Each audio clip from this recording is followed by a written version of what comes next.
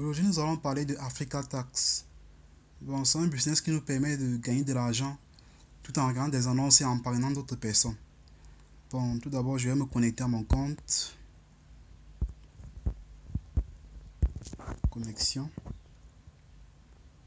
Bien, présentement, si j'ai souscrit au paquet de 5000, comme vous pouvez bien le constater, j'ai droit à 18 annonces par jour. 18 annonces par jour. Et présentement, si je n'ai pas encore regardé mes annonces. Bon, si vous avez remarqué, ceux qui ont prêté allusion, Africa Task est très très semblable à Moneyman Africa. Donc, pour ceux qui sont sur Moneyman Africa, vous allez forcément remarquer la ressemblance. Ici, ce sont les mêmes choses que sur Moneyman Africa, c'est-à-dire le nombre d'annonces, et les forfaits. Alors, la seule différence que sur Africa Task, il y a un forfait de 15 000 et 1500. Alors que sur Moneyman Africa, les forfaits commencent à partir de 2000, 2000, 3000 et ainsi de suite. Bon, la plupart disent que Africa Tax, c'est de l'arnaque. Et c'est moi dois vous rassurer qu'Africa Tax n'est pas de l'arnaque.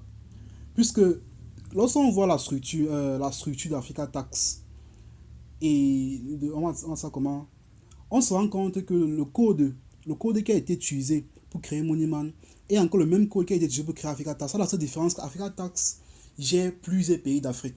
Donc, c'est pas de l'arnaque. Parce que même les dépôts, je venais tout de suite de faire un versement. Je monte pas sur transaction.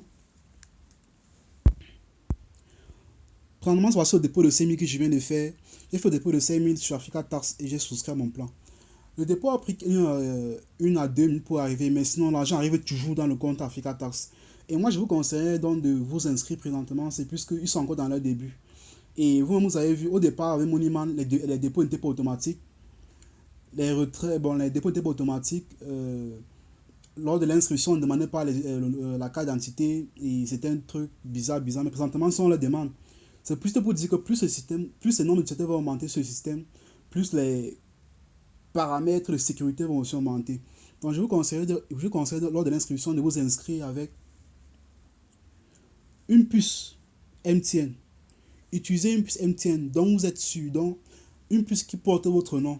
De telle manière qu'à la longue, lorsqu'ils vont améliorer les paramètres de sécurité du site, que vous ne serez pas influencé ou que votre compte ne soit pas désactivé. Donc, c'était juste pour rassurer que Africa Tax n'est pas de l'arnaque. C'est un truc qui paie réellement. Et tout comme Moneyman que je vous conseillerais aussi, il faut vous inscrire sur Africa Tax. Si vous avez d'autres préoccupations quelconques, veuillez m'écrire. Je vais laisser le lien de mon compte WhatsApp juste en bas. Vous me faites signe à l'intérieur. Et le lien est en dessous aussi. Vous aurez aussi le lien d'inscription à Africa Tax. Merci. À la prochaine vidéo.